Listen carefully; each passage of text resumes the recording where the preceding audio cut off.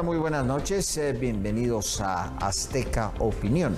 Vamos a platicarle ya. Ahora terminó la visita de Marco Rubio, secretario de Estado de los Estados Unidos, y qué implican los acuerdos, lo que se logró y todo lo que va a tener que hacer Guatemala tras la venida del jefe de la política internacional de los Estados Unidos. Para platicar acerca de esto, está con nosotros el embajador y ex vicecanciller de la República, embajador Rodrigo Bielman, a quien le damos la bienvenida. En algunos instantes se nos va a unir con nosotros Fernando Castro, quien es analista en temas migratorios. Bien, embajador, bueno, hoy dieron una conferencia de prensa, hubo muchas promesas, besitos, abrazos, etcétera, etcétera, etcétera. Pero ¿qué implica a lo que se llegó? Estados Unidos habló de que vendría en el Cuerpo de Ingenieros de Estados Unidos y asistencia en tema de carreteras, asistencia de distinto tipo, pero ¿cómo en realidad se interpreta el lenguaje diplomático de una cita como la que pudimos presenciar estos 2 días? Muchas gracias por la oportunidad de estar nuevamente, José Eduardo, y un saludo a la audiencia de Azteca Opinión. El lenguaje diplomático dice y deja de decir, que es a veces más importante qué es lo que no se dice.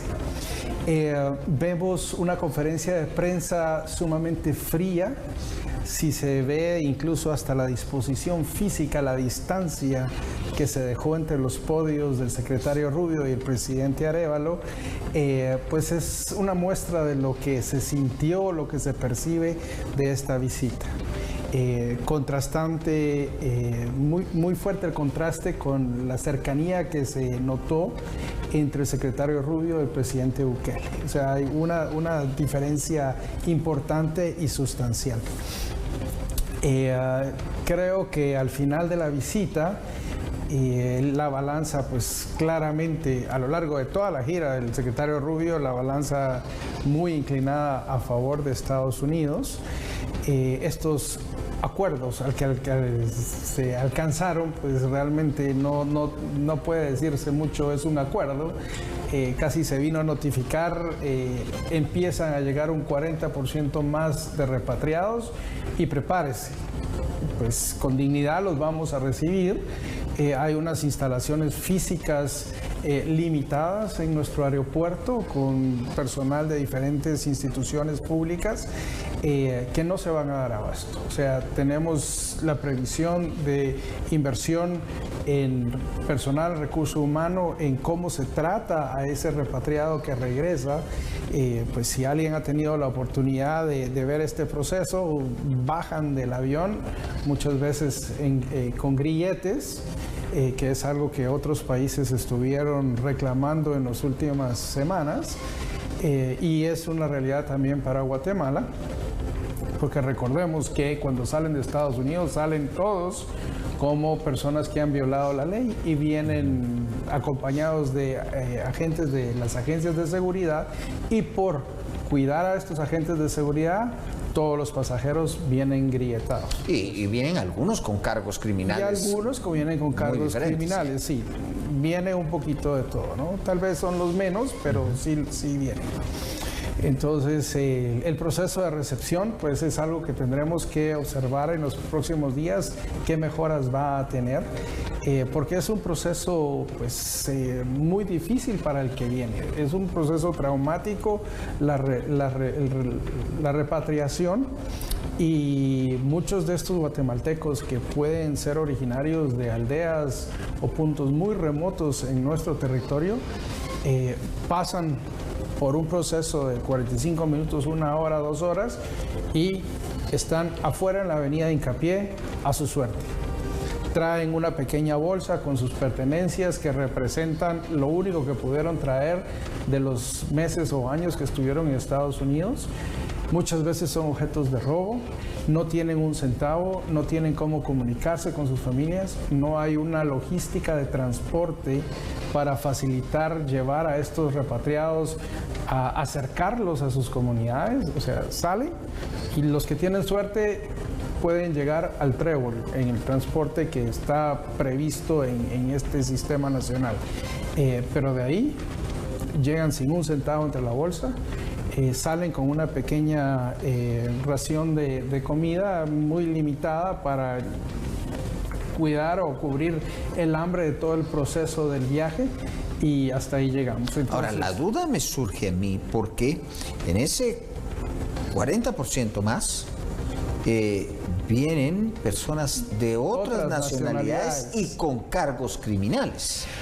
Sí, pues eso ¿Dónde los vamos a poner? Será un reto importante. No tenemos la capacidad, la infraestructura de centros de detención para nuestras propias necesidades, menos para recibir ciudadanos de terceros estados.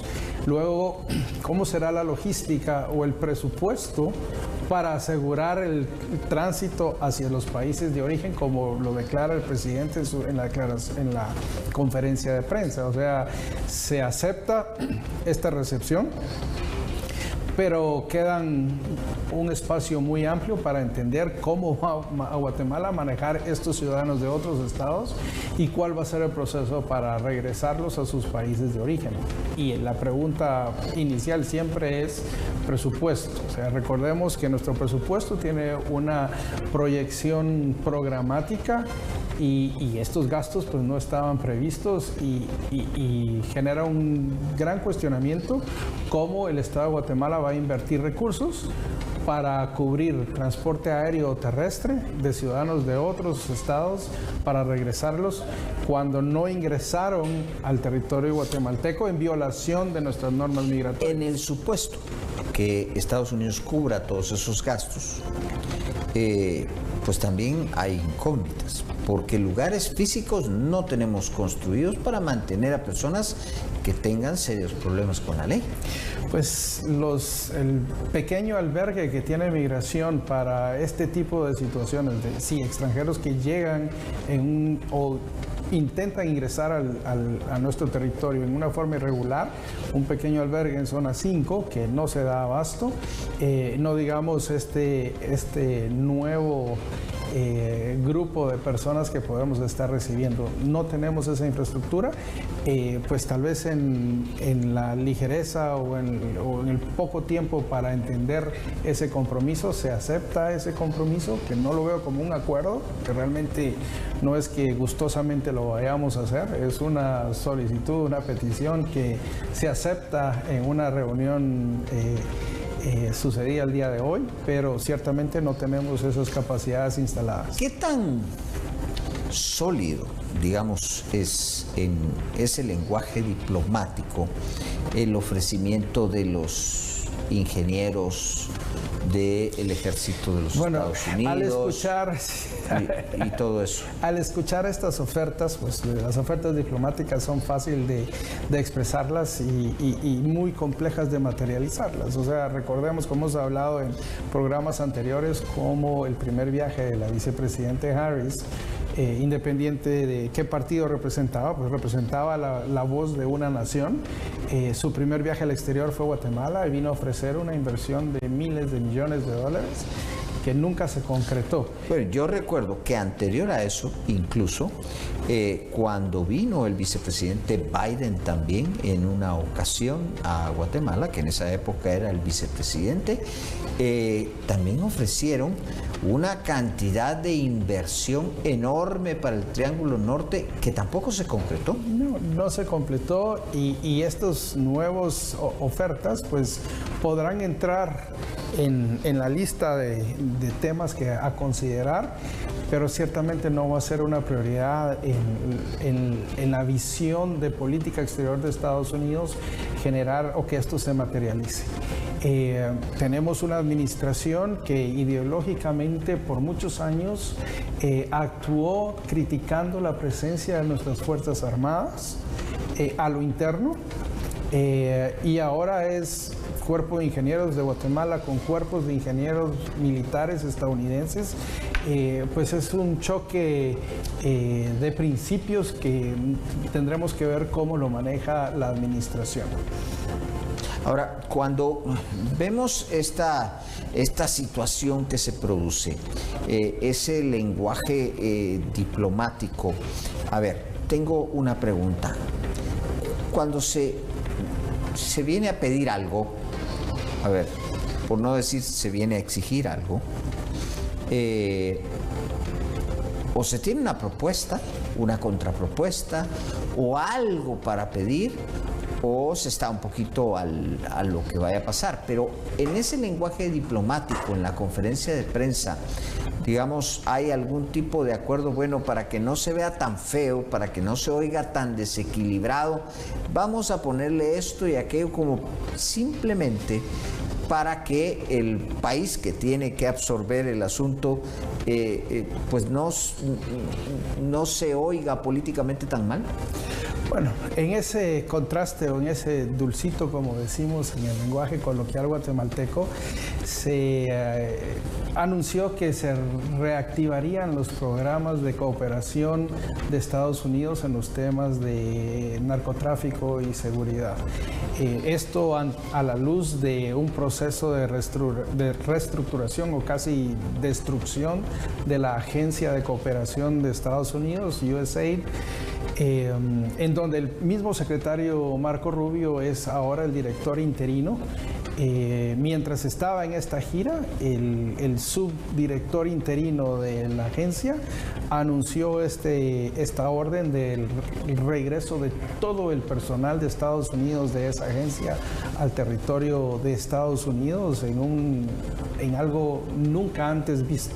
O sea, esto es cortarle la cabeza por completo, decapitar a esa agencia, y vendrá un nuevo modelo en esta administración.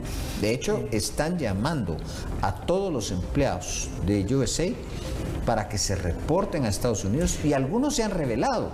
Sí, y los que no lleguen en tiempo van a ser trasladados con escolta militar. Es algo muy inusual o nunca antes visto realmente. Y de aquí a que esa cooperación se reactive pasarán varios meses, ¿no? Esto, cómo funciona la estructura burocrática en Washington, no vamos a ver una reactivación de ayuda o de cooperación económica en un corto plazo. Y de ahí, de nuevo, el interrogante, ¿de dónde va a salir el presupuesto para el traslado de todos estos repatriados de terceros estados? Hemos visto mucha actividad en las primeras semanas de la administración Trump. Tuvo 4 años para preparar todo lo que quería hacer. Esa administración sí que va a reportar cambios en los primeros 100 días. Porque estuvieron preparados y listos. Viene un cambio importante, o estamos viendo un cambio importante en el manejo de la política burocrática en Washington. Todos los designados por el presidente Trump están siendo confirmados desde el Senado. Aun y cuando se propuso... A unos más polémicos. A unos más polémicos y que venían de filas demócratas históricamente, están siendo confirmados. Recordemos, como hemos dicho en otros programas, esta administración tiene un control completo de todos los organismos de Estado y viene con toda esa fuerza. ¿Por qué ese cambio? A ver, históricamente el secretario de Estado, prácticamente tomando posesión, pues no viajaba a países como los centroamericanos, seamos sinceros, éramos la cola de la cola. Viajaban primero, casi una tradición, a Inglaterra. Los une una relación muy importante, aliados de guerra en prácticamente todos los frentes. Todos los frentes, sí, así es. ¿Por qué ese cambio? Simplemente por el tema migración y narcotráfico, pero eso siempre ha estado. Sí, bueno, Para la campaña del candidato Trump, el tema uno fue seguridad y la migración irregular que nos roba o nos quita la oportunidad de trabajo a los estadounidenses. Entonces, siendo estos los dos temas principales, pues nuestra región es la que más aporta en esa problemática como países de origen y como países de tránsito. Sí, ya hemos comentado en programas anteriores cómo hemos a lo largo de los años visto en nuestro territorio ciudadanos de países de todas partes, de todos los continentes, circulando por nuestro territorio buscando llegar a Estados Unidos. Entonces, sí, la temática obligó a ver hacia nuestra región y hay que sumar, porque creo que sí hay que sumar el entendimiento del secretario Rubio sobre el funcionamiento de nuestra región. Es el primer secretario de Estado de descendencia o ascendencia hispana, domina el idioma español, ha estado a lo largo de toda su carrera política vinculado a nuestros países y le resulta muy natural y muy cómodo hacer esta primera gira regresando a Washington con todo lo que quería regresar. O sea, vimos la primera parada en Panamá en una presencia de imposición que casi que a los minutos hace que el presidente panameño anuncie que no va a renovar la presencia de China en los procesos de administración del canal. O sea, hubo un momento en la conferencia de prensa y el anuncio en el que se refirieron a Taiwán concretamente y Rubio se refirió a China en términos bastante duros también y habló de que Guatemala pues había sido de los países que se había mantenido siempre del lado de Taiwán. ¿Qué mensaje es ese? Bueno, el presidente Arévalo creo que ha estado coqueteando con la idea de buscar un cambio de posición entre Taiwán y China continental, pero con esta llegada del presidente Trump y con lo que ha dejado muy claro, creo que sería casi que un suicidio político buscar un cambio de Guatemala en esta administración. Porque hay que recordar que cuando llega Arévalo a la presidencia, el canciller emite una declaración bastante extraña, en donde dice que van a aumentar la relación con China. Eso no se puede hacer y un canciller de carrera lo tiene que saber, que una relación es excluyente de la otra, totalmente. Entonces, hacen esa situación, luego China hace un embargo de productos guatemaltecos que iban para allá, no los deja entrar, o sea, sí hubo un coqueteo, un entente ahí. Sí, y entre pasillos se habla que en el periodo entre la elección y la toma de posesión hubo bastante movimiento diplomático buscando esto y eso es lo que genera estos incidentes que recuerdas ahora, ¿no? Esas declaraciones del canciller que le costaron reacciones muy fuertes desde el Congreso y que pues coadyuvaron a su interpelación, de hecho, o sea, llegó hasta a ese punto. Y el canciller pues dejó de viajar por mucho tiempo sujeto a este proceso de fiscalización en el Congreso. Creo que este mensaje del secretario Rubio que viene dándose en todos los países, veamos lo que hizo con Costa Rica, pues o sea, le fue a decir, usted no se deje chantajear por China y aquí estamos nosotros, literalmente, o casi en esas palabras. Que ahí no hubo otro detalle y yo quería preguntarle si es un lenguaje diplomático. Casi siempre las visitas a Centroamérica están precedidas de un viaje primero a Costa Rica, el país número uno al que iban siempre. Incluso si nos vamos a tiempo de Reagan y más atrás, solo venían a Costa Rica, no venían al resto de países. Hoy la cosa cambia. Obviamente Panamá pues tiene un principio importante, pero luego Bukele. Y luego Sí. Costa Rica. Pues recordemos que el presidente Bukele fue uno de los pocos jefes de estados invitados a la toma de posesión, y esto pues lo coloca a él ciertamente en una posición muy diferente. Y logra un resultado muy diferente de lo que Guatemala logra en la visita. O sea, el acuerdo que sí se firma de cooperación en exploración de energía nuclear civil es algo extremadamente novedoso para nuestra región.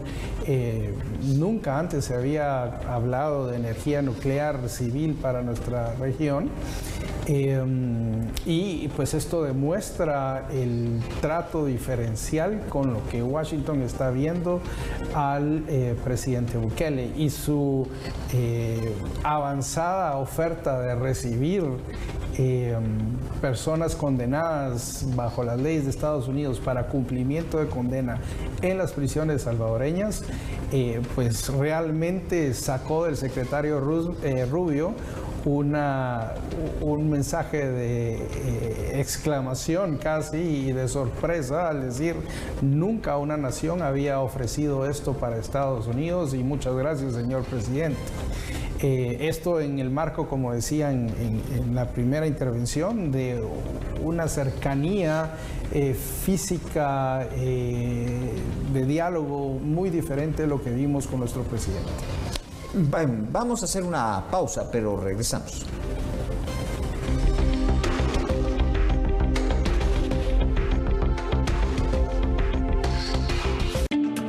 Infórmate desde temprano, de lunes a viernes, con el mejor equipo de noticias. La información completa junto a nuestros reporteros que nos actualizan minuto a minuto el acontecer nacional. En Hechos AM, a partir de las 5:45 de la mañana.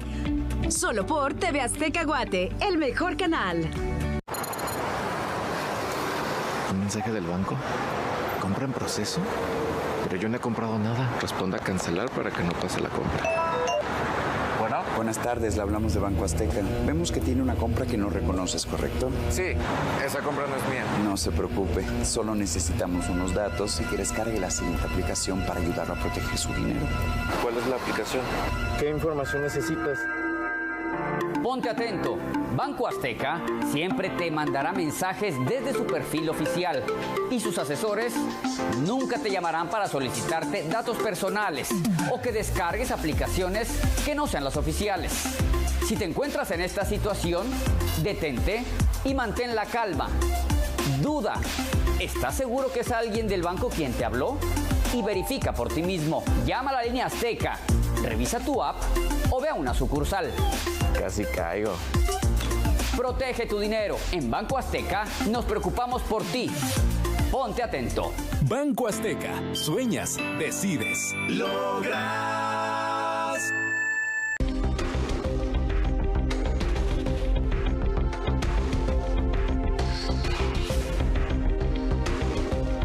Bueno, continuamos platicando con el embajador Rodrigo Bielman sobre lo que podemos interpretar de esta visita hacia Guatemala. Otro de los puntos importantes que se anunció era la reunión. Bueno, no, pero antes de eso quiero continuar con el tema Taiwán porque me parece interesante. Se involucra dentro de las promesas una supuesta mayor inversión de Taiwán en nuestro país. Como una oferta. A ver, yo he visto constantemente eso de las ofertas de inversión y realmente las compañías invierten donde su capital va a estar seguro. Así su gobierno pueda prometer lo que sea. Y un ejemplo claro fue lo de Kamala Harris, que había venido incluso con empresarios estadounidenses y todo el mundo dijo sí, perfecto, y a la hora de la hora nada, porque un empresario invierte de acuerdo a otros parámetros que no tienen absolutamente nada que ver con la política. Y me imagino que Taiwán es algo parecido. En mi recorrido diplomático he procurado, en ejercicios de funciones públicas, generar, en la historia o en el pasado, generar más inversión de Taiwán.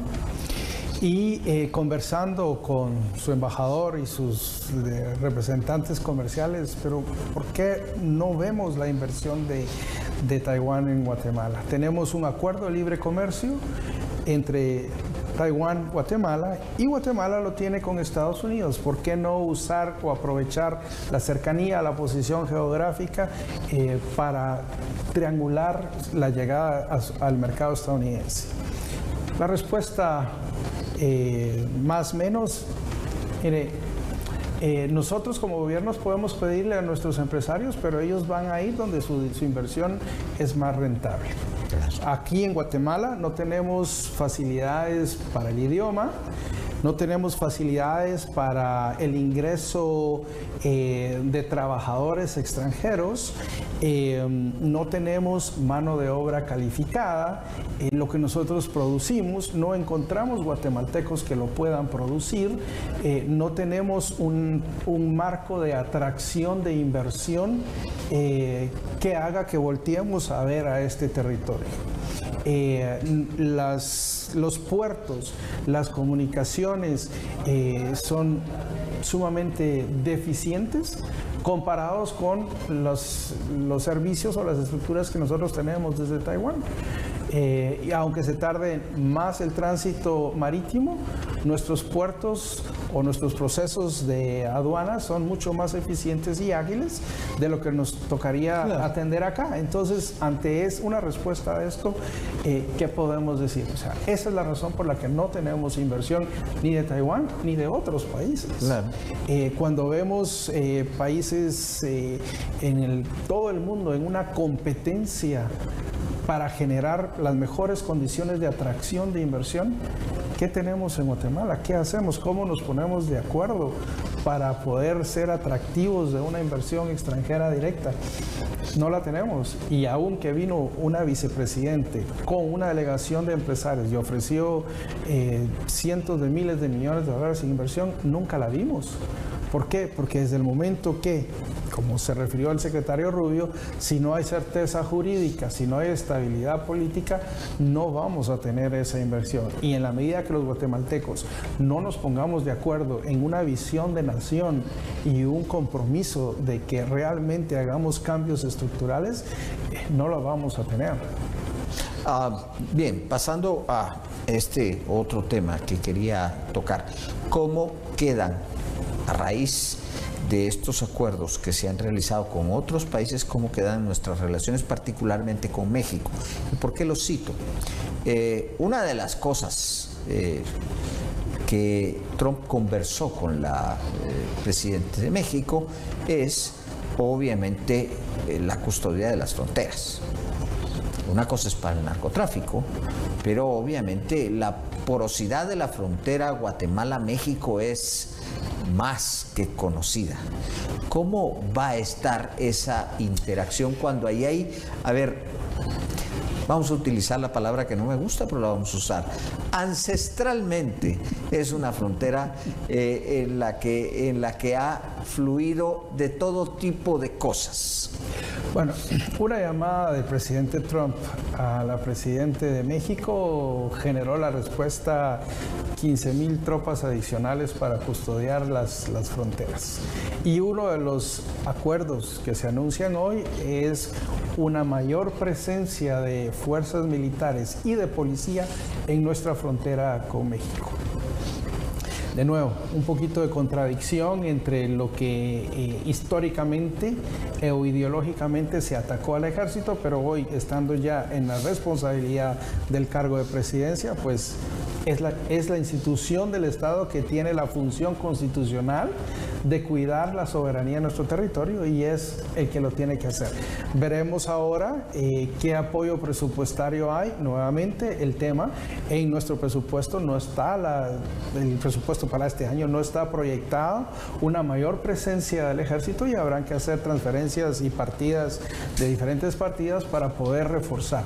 El ejército, siempre lo he dicho, puede resultar una herramienta muy importante de cohesión social, como un empleador, como alguien que forma, como alguien que inculca en este soldado de tropa un sentimiento de nación, un respeto a la bandera nacional, en donde a las 6 de la mañana se iza la bandera con todos los honores en el destacamento más pequeño o en la base o el comando más grande que podamos ver. Y para abonar en eso, ha sido uno de los grandes alfabetizadores del país, que eso es otra de las cosas que no se dice. Y es una institución que nos permite recoger la realidad nacional en todo el territorio, más allá de la capacidad o de las estructuras de inteligencia civil. O sea, fue muy criticada esa función en los 80s, pero hoy sigue siendo lo poco que funciona estructuralmente en nuestra sociedad. Sigue teniendo muchos ataques. Opinión personal, muchos de ellos injustos en la medida histórica. No se perdonan tal vez los abusos que sí se cometieron, pero hemos avanzado, ya hemos pasado décadas de nuestro conflicto armado interno y debiésemos aprovechar más la herramienta que nuestras Fuerzas Armadas generan para la sociedad. Como en toda estructura, pues habrán elementos que están comprometidos y debe ser un gran compromiso del alto mando ir depurando la penetración que hayan tenido en las últimas décadas de estructuras del crimen organizado, porque es una realidad para nuestra sociedad que estas estructuras han permeado en todo nivel, ¿verdad? Entonces, pues vamos a tener que ver por este compromiso de hoy una mayor participación de nuestras Fuerzas Armadas cuidando las fronteras. El paso en la línea de adyacencia con Belice es aún más poroso porque realmente no hay capacidad de un control combinado entre los dos estados en la administración de la zona de adyacencia, y ahí es donde pasa todo desde las costas de Belice en busca de la ruta hacia el territorio mexicano y al norte. Bien, vamos a hacer una nueva pausa, pero volvemos.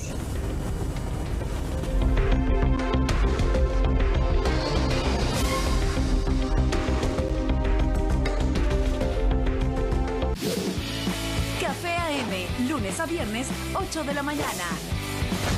Solo por TV Azteca Guate, el mejor canal.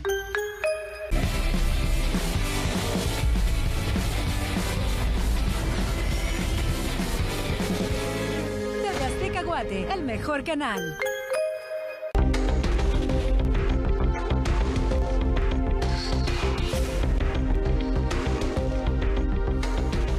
Bueno, continuamos entonces platicando con el embajador Rodrigo Bielman, ex canciller de la República, ex vicecanciller de la República, acerca de cómo interpretar ese lenguaje diplomático que muchas veces para el común de los mortales es como muy complicado de entender en este asunto.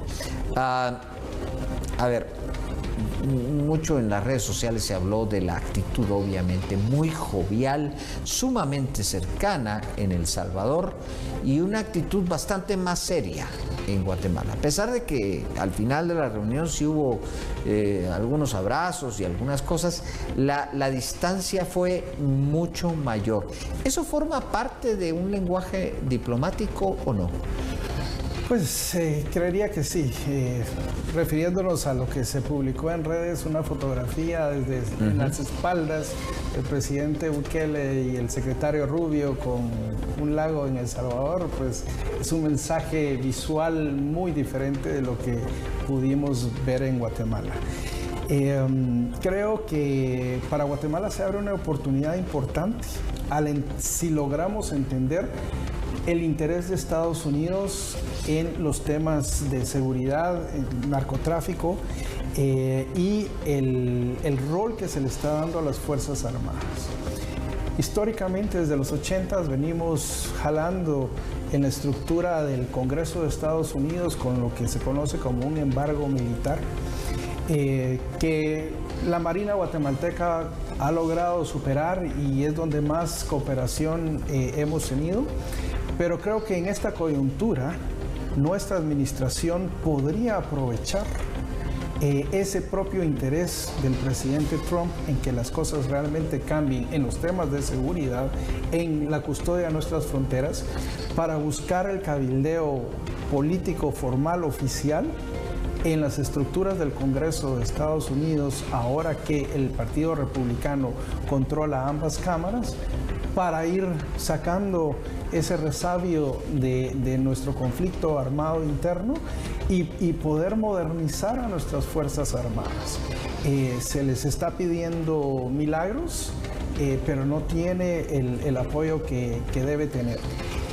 Como parte de la reducción que se dio en la administración de nuestro presidente Berger tras la firma de los acuerdos de paz, el compromiso era, hay una reducción en el tamaño de nuestras Fuerzas Armadas, pero eso se va a compensar con una inversión en equipo, en movilidad, en comunicaciones, en infraestructura, que nunca se dio. O sea, tenemos ya 20 y pico, 30 años de deuda de inversión hacia nuestras Fuerzas Armadas.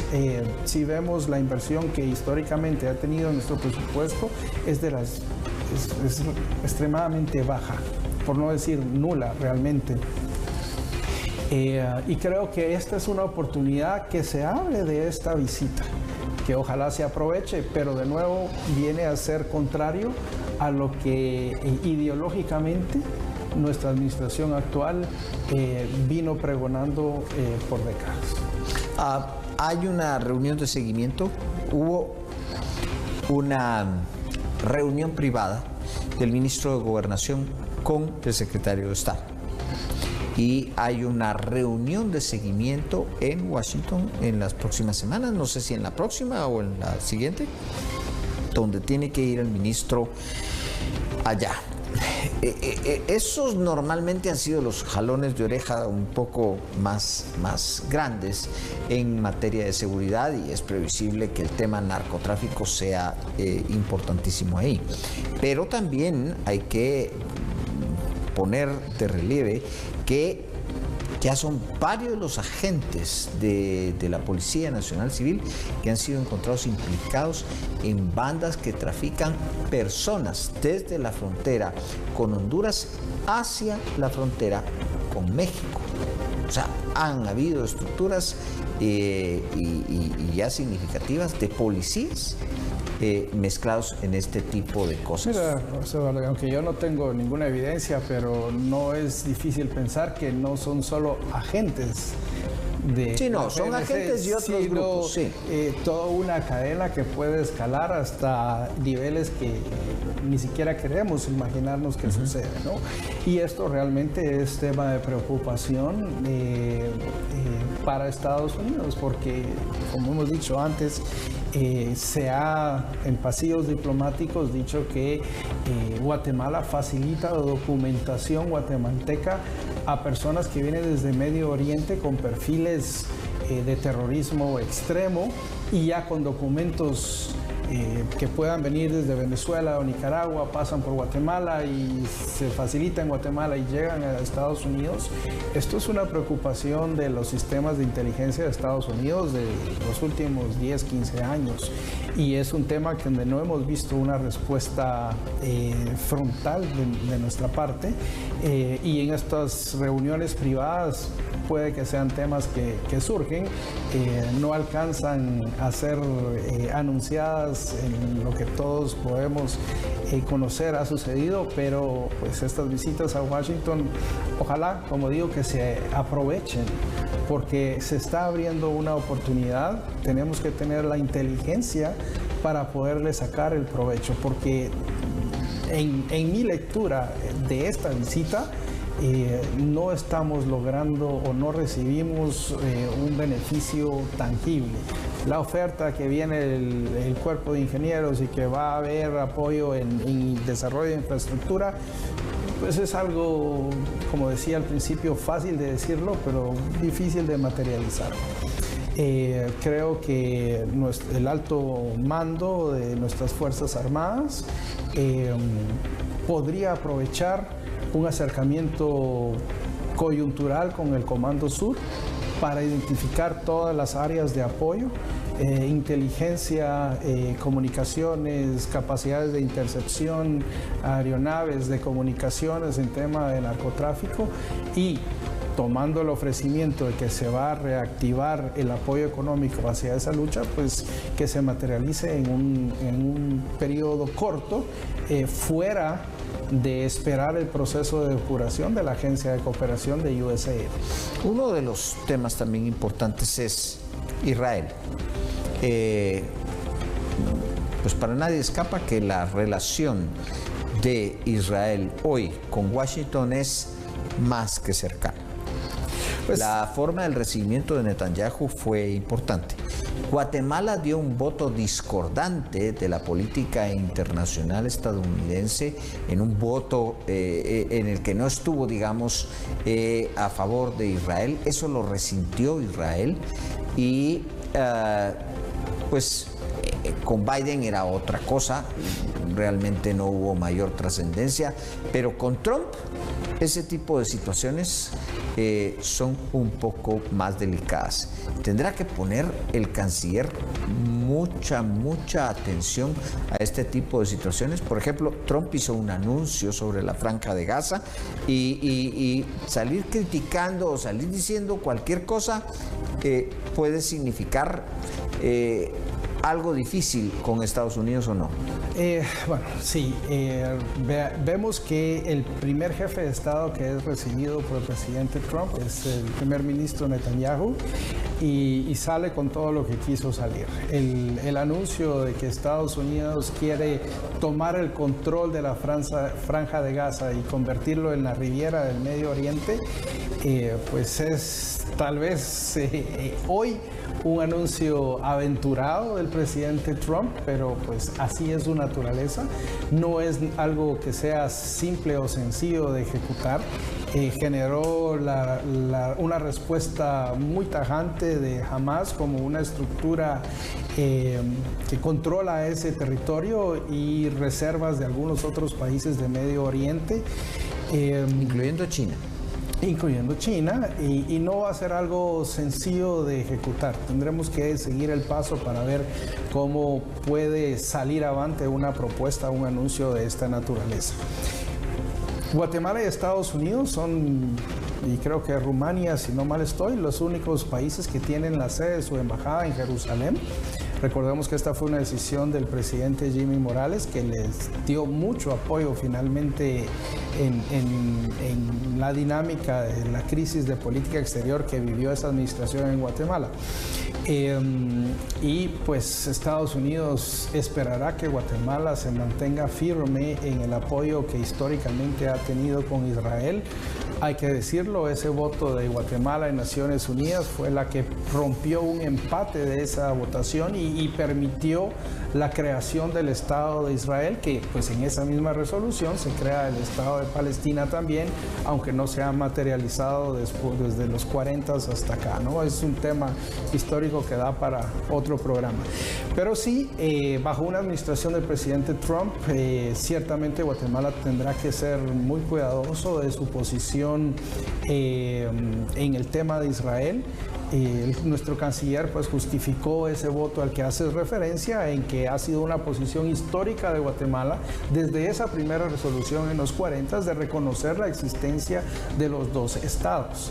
El tema fue de que hoy no existen las condiciones para empujar la creación de un Estado palestino, porque este territorio está controlado por una estructura que está designada como terrorista por muchos países del mundo, y no se puede pensar de que la población sujeta a ese control de esa estructura paramilitar va a tener libertades democráticas y va a poder construir un Estado. Por eso fue la crítica que Guatemala enfrentó ante eso. Hay que decir una cosa, tras el anuncio de Trump, así, de la Riviera, porque a veces lanza cosas así como para obtener otras cosas.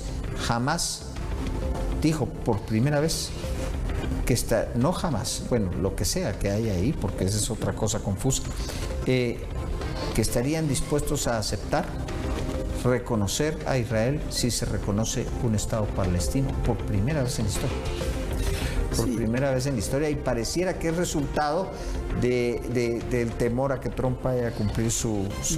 Bueno, hemos llegado al final, pero... Un segundo nada más. Sí. En este conflicto hay que tener presente el rol de Egipto también. Es un gran actor, un gran aliado histórico de Estados Unidos que en los últimos años ha tenido muchos retos internos y es un actor en ese conflicto. Embajador Bielman, muchas gracias por haber estado con nosotros. Gracias por la invitación, un gusto estar con todos ustedes. A ustedes también, muchas gracias por su compañía. Tengan una excelente noche.